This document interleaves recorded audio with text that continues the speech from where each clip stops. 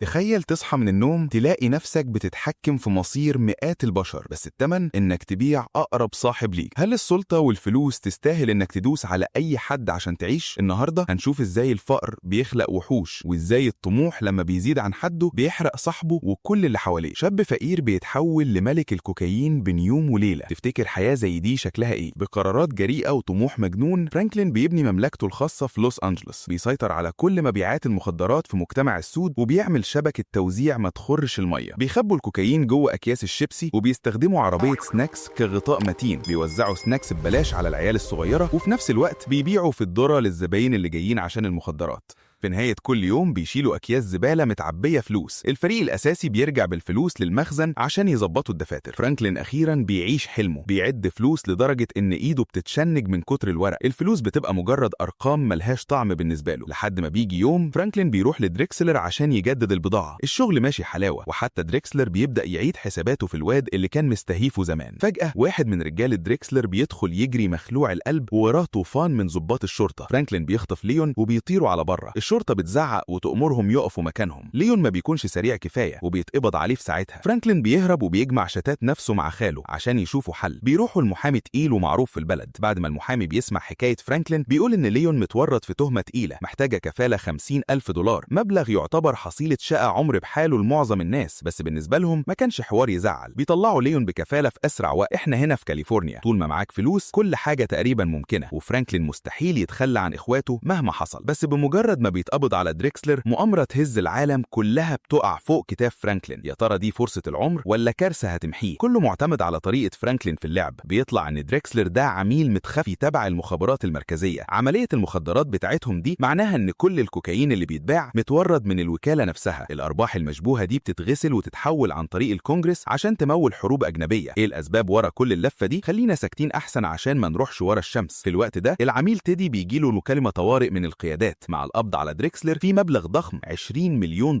لازم يتعوض فورا. الاوامر واضحه وصريحه، حل المصيبه دي حالا. هتقدر تتصرف؟ ايوه يا فندم. حلو، ده اللي كنت عايز اسمعه. وبسبب المكالمه دي تيدي بيحط عينه على فرانكلين اللي شغله مسمع ومكسر الدنيا في الشارع. بالليل فرانكلين بيكون خارج لوحده، بيسوق عربيته بسرعه على طريق ضلمه وكله هدوء، وفي ثواني حادثه عربيه مترتب لها بتوقفه وتخليه فرمل غصب عنه. السواق بينزل يجري، بيصعقه بمسدس كهرباء يكتف حركته، وبعدين بيكتم نفسه بحته قماشه مليانه كلوروفورم لحد ما بيفقد الوعي تماما. لما بيفوق فرانكلين بيكون مصدوم ومش فاهم هو فين ولا ايه اللي جابه هنا. بعدين بيلمح لليون مربوط زيه بالظبط جنبه. هنا فرانكلين بيفهم ان الحادثه دي كانت كمين مترتب له صح. راجل بيدخل عليهم من الباب، عميل المخابرات المركزيه تيدي. بيحط المسدس في دماغ فرانكلين وبيساله لو يعرف هو مين. فرانكلين بيكون مرعوب لدرجه انه مش قادر حتى يجمع كلمه او يخمن. تيدي بيحس بخيبه امل فبيوجه المسدس ناحيه ليون. بيسال تاني، وهنا فرانكلين بيشوف صاحبه على وشك يتعدم قدام عينه وجسمه بيتنفض. اخيرا فرانكلين بيلقط الخيط وبيعرف ان تيدي هو المورد الكبير اللي ورا دريكسلر. تيدي بيبتسم بارتياح، الواد مش غبي للدرجه دي. كل الرعب ده كان مجرد اختبار اعصاب. مع خروج دريكسلر من اللعبه تيدي محتاج موزع جديد تقيل، واختار فرانكلين. الاتنين بيتفقوا يشتغلوا سوا وهم مش عارفين ان الشراكه دي هتبني امبراطوريه مرعبه في المستقبل. بعد ما بيمشي فرانكلين ما بيرجعش على البيت. الفضول بياكله وعايز يعرف تيدي بينقل البضاعه الضخمه دي ازاي. تيدي بيوري له خطوط النقل، وهنا فرانكلين بيكتشف قد ايه عالمه في الشارع كان صغير قوي. لما تيدي بيشوف فضول فرانكلين بياخده في جولة كاملة يفهمه الليلة بتدار ازاي من فوق. بس فرانكلين ما كانش يعرف ان في الوقت اللي هو غايب فيه وبيتعلم فيه الدنيا ولعت في منطقته ورا ظهره. رجالة كيفن بيكونوا بيبيعوا في الشارع عادي، وفجأة ست بتقرب منهم وبتشتري كل اللي معاهم كاش. من طمعهم واستهتارهم بينسوا قاعدة فرانكلين الذهبية: ممنوع البيع للمكسيكيين او الزباين البيض تحت اي ظرف. الست بتسيب الكارت بتاعها بابتسامة وبتسوق طوالي على منطقة المكسيكيين. بتبلغ عن مخدر جديد بيتباع زي النار في مجتمع السود، وده تهديد صريح لإمبراطوريتهم في السوق. هي ما كانش قصدها توقع الدنيا، بس المكسيكيين بياخدوا الموضوع بجدية تامة. في نفس الليلة بيخططوا يبعتوا رسالة قاسية لرجالة فرانكلين عشان يفكروهم مين اللي ممشي لوس أنجلس بجد. راجل غريب بيدخل حي السود بيبتسم بسخرية لديلر صغير واقف على الرصيف. قبل ما الواد يلحق يستوعب الحركة الراجل بيطعنه كذا مرة ورا بعض في بطنه بسرعة رهيبة. ديلر تاني بيسحب مسدسه وهو مخضوض مخضوض، بس المهاجم ما بيرمشلوش جفن ولا بيخاف، بيهجم عليه زي الكسحة وبيدبحه بدم بارد. في خلال ثواني الاتنين ديلرز بيكونوا جثث غرقانة في دمها على الأرض. تاني يوم أول ما كيفن بيسمع إن رجالته اتقتلوا بيجري يجمع العصابة وهو بيغلي. لحد كده وكفاية قوي، كله بيسحب سلاحه جاهزين ياخدوا بطار إخواتهم اللي وقعوا غدر. النهاردة مهما حصل المكسيكيين هيدفعوا التمن دم بدم. الرجالة كلها بتروح منطقة المكسيكيين متأهبين، بس بعد ما بيستنوا نص يوم محدش بيظهر ولا بيعبرهم. كيفن بيكون عايز يقتحم المكان ويخربها، بس في اللحظة دي فرانكلين بيوصل. روحوا على البيت دلوقتي، احنا ماشيين. أول ما بيرجعوا فرانكلين بينفجر فيهم من الغضب. غاب نص يوم بس لقى الدنيا خربت وقرارات بتتاخد من دماغه. بيمسح بيهم الأرض وبيفهمهم إن لو المكسيكيين اتجرأوا يهاجموا في العلن كده يبقى هم واثقين من نفسهم ومستعدين. الهجوم على منطقتهم دلوقتي انتحار رسمي ومسح ليهم كلهم. بعد ما بيهدى فرانكلين بيسأل ايه اللي حصل بالظبط خطوة بخطوة. لما بيعرف ان في ست سابت كارت الصبح والقتل حصل بالليل بيربط الخيوط وبيطلب الرقم فورا. اول ما بترد فرانكلين بيحقق معاها عن سبب مقتل رجالته بعد زيارتها مباشرة. الست بتبان مستغربة في التليفون. انت متأكد؟ ما تستعبطش، 2 من رجالتي ماتوا وانت بتسألي لو انا متأكد؟ انا معرفش، ما سمعتش حاجة. انت مين؟ لوسيا. تعرفي مين اللي قتل رجالتي؟ لا لسه. لوسيا بتقول له انها تدور في الموضوع وتفهم، وبيتفقوا على ميعاد يتقابلوا فيه وش لوش. هي عارفة ان لو سوء التفاهم ده ما اتحلش الشراكة هتبقى مستحيلة والدم هيطول الكل. فرانكلين ما بقاش مجرد عيل صغير من الشارع، ده بقى حوت تقيل. تاني يوم بيتقابلوا. الراجل اللي جاي مع لوسيا بيكون مصدوم اول ما بيشوفه. مش ده نفس المراهق الاسود اللي هو انقذه زمان من المكسيكيين؟ مش مصدق ازاي فرانكلين كبر وبقى زعيم يتهزله شنب. بعد كلمتين تعارف فرانكلين ولوسيا بياخدوا بعض على جنب عشان يتكلموا في السر والمهم. فرانكلين بيكون صارم، هو معاه موارد غالية ولو هي عايزة شراكة لازم تجيب القاتل تحت رجله. لوسيا بتقوله انها عارفة مين اللي عملها، بس بتحذره ان الراجل اللي قتل رجالته ده لو حد فيهم لمسه وهو عايش فرقة اعدام مكسيكية هتطاردكم وتصفي اي حد له علاقة بيكم. بس فرانكلين بيصمم وعينيه مليانة تحدي. قبل اي شراكة لازم ياخد بطار رجالته. لوسيا بتتفهم عناده وبتطلب وقت عشان تظبط صفقة ترضي الطرفين من غير شوشرة. كيفن من الناحية التانية بيرفض يشتغل، اصحابه ماتوا قدام عينه. ازاي فرانكلين يوطي راسه لاي حد ويستنى صفقات؟ بيتهم فرانكلين انه جبان بالرغم من انه الزعيم اللي مفروض يحميهم. ليون بيتدخل في النص وبيحاول يهديهم بنظرة عين وتحذير صامت. في النهاية الاتنين بيمشوا وهم شايطين من الغضب وكل واحد شايل في نفسه. تخيل صاحب عمرك يشوفك جبان عشان بتحاول تحميه وتلعبها صح. ساعات العقل بيبان ضعف للي مش شايف الصورة كاملة. لو لسه مكمل ومندمج في الملحمة دي اخبط اللايك المتين عشان اللي جاي دمار شامل. بالليل تيدي بيقابل فرانكلين في مقابر ضلمة عشان أول عملية تبادل. إيد بتسلم فلوس وإيد بتستلم بضاعة، سريع ونضيف وفي الإنجاز. شغل فرانكلين بيتحول رسميا من لعب عيال في الشارع لبزنس تقيل يوزن بلد. مع وجود مورد ثابت الإنتاج ما بقاش أزمة خالص، بس خاله بيكون قلقان. مع كل البضاعة دي هيبيعوا الكميات دي إزاي من غير ما يتكشف؟ لازم نوزع بذكاء، سيب حوار البيع ده عليا أنا. مع كبر البزنس طموح فرانكلين بيكبر معاه وبيتوحش. بعد ما خسر رجالته بيكتشف نقطة الضعف في نظامه، مفيش حماية حقيقية. وهنا بتنط في دماغه فكرة مجنونة إنه يبني ميليشيا خاصة مسلحة بالكامل تحميه وتحمي شغله. فرانكلين شهرته زادت جدا مؤخرا لدرجة إن جماعات خطيرة بدأت تحطه في دماغها وتراقبه. رجالته بيبقوا قلقانين، فبيروح لمرتزقة محترف كان صاحب خاله القديم وبيطلب منه يظبط له حوار السلاح ويجيب له ترسانة. فرانكلين بيجمع كل رجالته في مكان سري وبيدي لكل واحد فيهم حتة سلاح تليق بيه. بيحط قاعدة واحدة بس قدام الكل، لو حد هددكوا اضربوا نار من غير تفكير وخلصوا، بس لو حد استخدم سلاحه في الغلط او اتمنظر بيه هيتعاقب زيه زي الخاين بالظبط. بعد شوية تدريب قوة فرانكلين الخاصة بتتأسس وبتبقى جاهزة. قوته دلوقتي بقت كافية تخليه يثبت رجله في لوس أنجلوس ومحدش يقدر يهزه. أول ما بيرجع منطقته فرانكلين بيلمح بالصدفة دريكسلر اللي لسه طالع من السجن طازة ماشي في الشارع. دريكسلر كان جاي يدور عليه مخصوص، ما كانش زعلان ان فرانكلين لقى مورد جديد لانه مؤمن انهم في يوم هيرجعوا يشتغلوا سوا تاني. ده بيوريك قد ايه مقام فرانكلين عالي في البلد وبقى اسم كبير. زمان فرانكلين كان بيخاطر بحياته عشان بس يطلب يشتغل مع دريكسلر، دلوقتي دريكسلر هو اللي جايله برجله يطلب الشراكة، بس فرانكلين بيرفض ببرود لانه خلاص معاه مورد اكبر. دريكسلر ما بيلحش ولا بيكسر بخاطره، بيكتب عنوانه ورقمه في ورقة وبيقول لفرانكلين يفكر في الموضوع براحته. بعد ما دريكسلر بيمشي فرانكلين بيروح لتيدي ياخد رأيه في المفاجأة دي. تيدي بيتفاجئ ويقلق، دريكسلر اتقبض عليه بأطنان مخدرات وسلاح، ازاي طلع بالسرعة دي؟ اكيد عمل ديل من تحت الترابيزة مع المخابرات. ده بيبوظ خطة تيدي كلها، فبيقرروا يروحوا يواجهوا دريكسلر ويفهموا القصة. تاني يوم بيروحوا العنوان اللي دريكسلر سابه وبيلاقوه قاعد بياكل ستيك بمزاج. تيدي بيطلب يتكلم معاه على انفراد بصفته المورد اللي طلع من اللعبة واتلعب عليه. دريكسلر بيكون شايط ومتعصب، بس تيدي بيفهمه إن فرانكلين هو اللي ماسك توزيع المخدرات دلوقتي بحكم الأمر الواقع، وبيقترح عليه يشتغلوا في سكة تانية أضمن. بما إن المخابرات بتصرف مبالغ خيالية كل سنة على الحروب الأجنبية، تيدي بيعرض يورد أسلحة عسكرية لدريكسلر، سبوبة بتجيب ذهب وما فيهاش وجع دماغ المخدرات. دريكسلر ما بيلاقيش سبب للرفض وبيسلموا على بعض وتخلص الليلة. أما بالنسبة لفرانكلين اللي خد مكانه وكبر عليه، دريكسلر ما كانش شايل منه خالص، من جواه هو لسه بيعز الواد ده وشايف فيه نفسه زمان. شغل معاك متعة. هدوء دريكسلر وتقبله للخسارة بيرعب فرانكلين شوية، فبيسأله بفضول هو ما فيش مرة واحنا شغالين سوا زعلت مني؟ دريكسلر بيرد بابتسامة باردة هقول ايه، قوة تحملي ملهاش حدود. فرانكلين بيرجع البيت بيريح وبيلعب كوتشينة مع خاله ومبسوط بنجاحه، بس ما يعرفش ان ضحكته مش هتدوم كتير. مصيبة كبيرة بتحصل في الناحية التانية من المدينة، مصيبة هتأثر على منطقة فرانكلين نفسها وتهزها. مجموعتين من المكسيكيين بيعملوا صفقة وفجأة بتقوم خناقة وتلقيح كلام على مين اللي ممشي المنطقة وفارض سيطرته. جوستافو بيحذر واحد أصلع انه ما يعملش فيها شبح في منطقتنا، بس الراجل بيسحب مطوة وبيولع الدنيا أكتر. لما جوستافو بيسمع المجموعة التانية بتشتم وبتهين بيجيب آخره وبيفقد أعصابه، بس بيبقى عارف ان بعد الليلة دي في خراب جاي لا محالة. كلهم عارفين قد ايه المكسيكيين دول خطر بجد وما بيرحموش. زي ما توقعوا، تاني يوم المجموعة المعادية بتطب على بيت لوسيا وجوستافو متسلحين وتطلب إجابات فورا. فين الراجل اللي جه يتاجر امبارح بالليل واختفى؟ لوسيا بتتهرب من السؤال وبتلف وتدور، والضيوف مش أغبياء بيرفعوا سلاحهم عليهم في ثانية ويثبتوهم. الزعيمة اللي مقومة الليلة بتؤمر رجالتها يخرجوا عشان تتكلم مع لوسيا على انفراد وتجيب آخرها، بس في نص الكلام بتكشف كذبة لوسيا وبتعرف إنها بتتلعب بيها. مش مصدقة إن لوسيا اتجرأت وتغفلها كده، وبتحلف إنها هتدفع الثمن غالي من لحمها. لوسيا مرعوبة وبتحاول تنقذ نفسها بأي طريقة، فبتقول لها إنها تقدر تجيب خلطة الكوكايين الجديد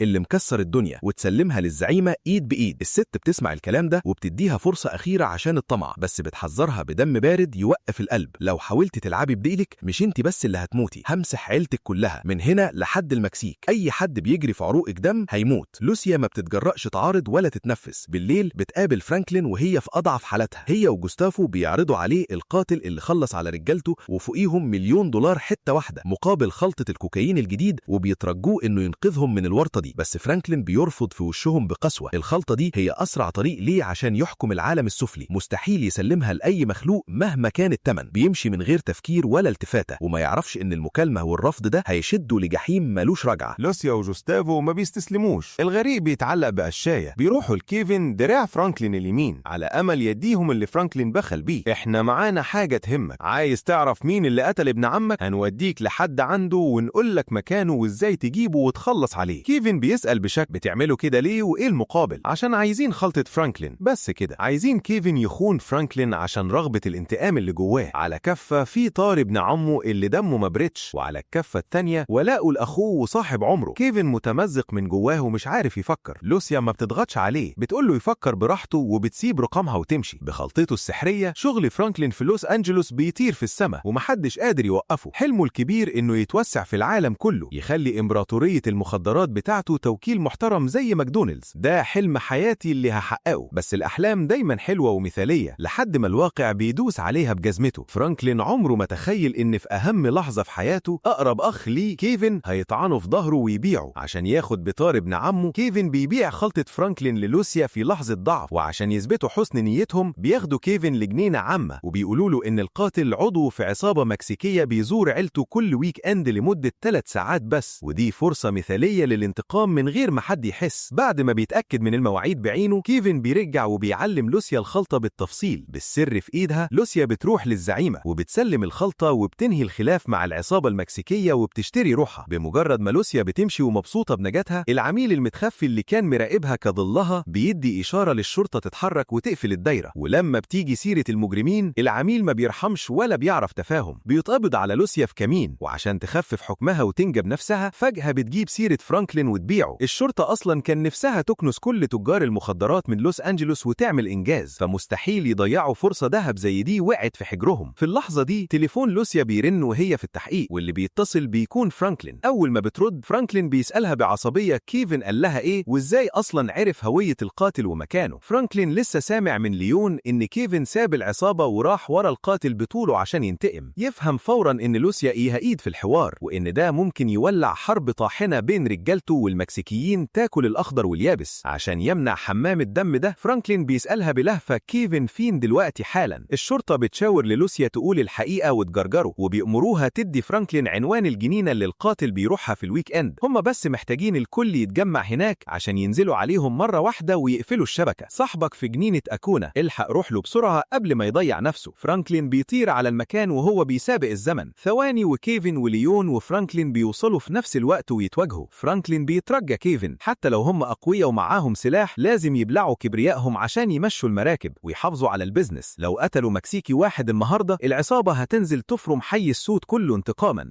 ومش هيسيبوا طفل عايش. بس كيفن عمياه حلاوة الدم وغضب الطار، ما بيشوفش قدامه حتى لو هيقف قصاد فرانكلين نفسه ويخسره. مصمم ياخد بطار ابن عمه ويشفي غليله. فرانكلين بيشوف كيفن قافل ودانه تماما، وبيفهم ان لو القاتل مات النهارده كل اللي بناه وتعب فيه هيتهد فوق دماغه، وكل اللي بيحبهم هيبقوا في خطر موت. مش هقدر اسمح بكده يا كيفن، اعقل. بس كيفن ما بيوقفش كلامه وبيتحرك، بيسحب الزناد وبيضرب نار، بس الرصاصة بتخيب وما بتصيبش الهدف. فرانكلين بيشوف كيفن لسه مكمل هجومه مش هيتراجع، ما بيلاقيش حل تاني قدامه. بيسحب سلاحه وهو قلبه بيتعصر وبيضرب نار وبيوقع أعز أصحابه على الأرض متغرق في دمه. الشرطة اللي مستخبية ومراقبة بتسمع ضرب النار وبتهجم من كل حتة. ليون بيتفزع من المنظر وبيسحب فرانكلين بالعافية من وسط الزحمة ويهربوا. كيفن الرصاصة بتيجي في شريان رئيسي وبيموت في ثواني وهو بيبص لصاحبه. بعد ما بيهرب فرانكلين بيكون متدمر من الإحساس بالذنب، روحه بتطلع مع كل نفس، بس ما يعرفش إن دي مجرد أول حصة في طريق تحوله لأقوى وأقصى راجل في اللعبة. بيرجعوا البيت، الاتنين بيستخبوا في أوضة مقفولة وهم بيترعشوا. فرانكلين عمره ما اتحط في موقف زي ده ولا قتل حد تبعه، بيكون تايه ومش مجمع. بيكلم خاله يجيله بسرعة عشان يشوفوا هيعملوا إيه في المصيبة دي. في جريمة قتل في النص، خاله بيقول له مفيش حل غير إنك تهرب بره وتغطس لحد ما الموجة تهدى. فرانكلين ما عندوش وقت يفكر، لازم يسيب شغله وإمبراطوريته ومش عارف هيرجع إمتى ولا إزاي. بالليل قبل ما يهرب في الضلمة، فرانكلين بيكون عايز يشوف أمه لآخر مرة. بيحضنها جامد وهو بيودعها، بس قبل ما يلحقوا يتكلموا ويشبعوا من بعض صوت خطوات بتدب بره البيت. فرانكلين بيحاول يهرب من الباب الخلفي، بس الشرطة بتكون محاصرة البيت من كل خرم. بيتقبض عليه في ساعتها، بيتجرجر لعربية البوكس وهو متكلبش، والحي كله واقف بيتفرج على سقوطه. اللحظة دي كانت نقطة التحول الحقيقية، شهادة ميلاد زعيم مرعب طالع من قاع المجتمع. الواد الأسود اللي كان كاسر عين الشارع وباني مملكة، صاحبه خانه وخسر كل حاجة في ليلة واحدة كئيبة. أول مرة يدخل السجن بيكون مرعوب من اللي بيحصل حواليه، مش قادر حتى يحمي جزمته المفضلة من المساجين اللي بيثبتوه. بس فرانكلين بيفهم حقيقة واحدة في الضلمة دي، الراجل بجد بيستحمل خسائر وذل قريب عشان يكسب الحرب كلها في الآخر. هدفه الوحيد دلوقتي يلاقي مخرج بالكفالة ويطلع يبني إمبراطوريته من تاني وبقواعد جديدة. قريب بيجي يوم الجلسة بتاعت فرانكلين. القاضي يدوب بيجيب سيرة الكفالة، النيابة بتعترض بشراسة وبتقول إن فرانكلين اتقبض عليه وهو بيحاول يهرب بره البلد. بيقولوا إنه خطر كبير لو طلع ومش هيشوفوا وشه تاني. القاضي بيرفض الكفالة قطع وبيخلي القضية تتعقد أكتر وتقفل في وشه. بعد الجلسة فرانكلين بيترحل لعنبر عام مليان مجرمين. أول ما بيلاقي سريره بيلمح وش يعرفه كويس، راي اللي فرانكلين قتل الزعيم بتاعه قبل كده في الشارع. كنت عارف عيني ما تزغش عنك وسط ألف. راي بيعرف فرانكلين على الرجالة اللي وراه وبيقول لهم إنهم كلهم متربيين في نفس الحي وبياكلوا في طبق واحد. كان بينهم مشاكل ودم زمان، بس في الآخر اشتغلوا سوا ومشوا المصلحة. لما فرانكلين بيشوف راي ناسي القديم وبيضحك في وشه، بيعمل زيه وبيطمن شوية. بس في نص الليل غدر السجون بيبان. راي بيرجع مع اتنين وبيمسكوا فرانكلين يعجنوه ضرب وهو نايم. واضح إن راي ما بيفكرش في العواقب وعايز ياخد حقه. فرانكلين بيفقد الوعي من كتر الضرب وبيفضل مرمي على الأرض بينزف للصبح. تاني يوم عيلته بتزوره في الميعاد. خاله بيشوف وشه متدغدغ وعينيه مقفولة، بيوعده بحرقة إنه هيلاقي طريقة يطلعه بيها من الجحيم ده. ليون كمان بيديله نصيحة من خبرته السودة في السجون، ارجع سريرك وأول واحد تيجي عينك عليه امسح بيه الأرض قدام الكل عشان يعرفوا إنك ما بتتهزرش معاك. ماشي هعمل كده. لا بصله كده، هو جايب آخره بما فيه الكفاية ومش ناقص. فرانكلين بيرجع العنبر وبيروح على سريره طوالي وهو بيخطط. بالليل راي بيحاول يغفله تاني ويكرر نفس السيناريو، بس المرة دي فرانكلين بيلمحه الأول ومستعد له. في اللحظة دي بالذات مسجون تاني بيعمل مصيبة كبيرة بتجبر الطرفين يوقفوا ويتراجعوا. ده بيخلي فرانكلين يقتنع إنه ما ينفعش يطول هنا يوم زيادة، وإلا هيبقى زيه زي المسجون ده بكرة، مجرد جثة. تاني يوم فرانكلين بيدور على الواد اللي سرق جزمته وبيرزعه بوكس يكسر فكه من غير ولا كلمة. حتى لما الحراس بيسحبوه ويكتفوه ما بيبطلش ضربه ومكمل بوحشية. فرانكلين بيترمي في الحبس الانفرادي عقاب ليه عشان الخناقة. لما بيطلع بيروح لراي طوالي بنفس التناكة والهيبة اللي كانت عنده بره. وبيحذروا وش الوش. بتسألني أنا هنا ليه؟ أنا قتلت أعز أصدقائي، بس رجالتي لسه بره مستنيين إشارة وعارفين إن عيلتك ساكنة في شارع 48. لو حد فيكم لمسني تاني أو فكر يبصلي همسح عيلتك كلها ومحدش هيصلي عليهم. وانت عارف إني ما بقولش كلام في الهوا. راي ما بيكونش مبسوط من التهديد، بس من ساعتها محدش بيتجرأ يهوب ناحية فرانكلين ولا يرفع عينه فيه. في نفس الوقت تيدي ضابط المخابرات بتاعه بيكون شغال بسلطته من بره. بيروح للمحققة اللي ماسكة قضية فرانكلين وبيضغط عليها بكل بجاحة تسحب ايدها وتقفل الملف بحجة الأمن القومي. فرانكلين دلوقتي بقى كنز بالنسبة ليهم وما ينفعش يتحرق. لو انسحبت المخابرات بتوعدها إن بمجرد ما المهمة تخلص هيسلموها كل الحيتان الكبيرة اللي بتصنع وتوزع على طبق من ذهب. المحققة عارفة إنها ما تقدرش تقف قصاد الحكومة العميقة، فبتوافق وهي بتغلي من جواها ومقهورة. فرانكلين بيطلع براءة من كل التهم وبيخرج للحياة تاني. بيروح يزور قبر كيفن، بيقف قدامه وبيفتكر أيام ما كانوا بيحاربوا كتف في كتف وبيضحكوا من قلبهم. تيدي لسه شريكه في اللعبة، ومع ظهر قوي زي المخابرات فرانكلين عارف إن السكة طويلة وفيها دم كتير. بس من التجربة القاسية دي فرانكلين بيتعلم حقيقة توجع. عشان يتفادى الغلطات ويعيش وسط الديابة لازم يتحول لأبرد وأقسى نسخة من نفسه، يقتل مشاعره قبل ما تقتله، لأن دي الطريقة الوحيدة اللي هتخلي إمبراطوريته تعيش وتكبر على جثث أعدائه. ودي كانت رحلة فرانك من شاب غلبان بيحلم يغير حياته لوحش ما بيتهزش عشان يبني مملكته ويثبت نفسه. الفلوس بتغير النفوس، بس السلطة بتكشف المعدن الحقيقي للرجالة. تفتكر فرانكلين كان صح لما ضحى بصاحبه عشان يحمي الباقيين وشغله، ولا الطمع هو اللي ركب ومسح عقله؟ هستنى رأيكم في الكومنتات تحت. لو اندمجت في الحكاية وعايزنا نكمل في السكة دي اخبط اللايك المتين واشترك في القناة. سلام.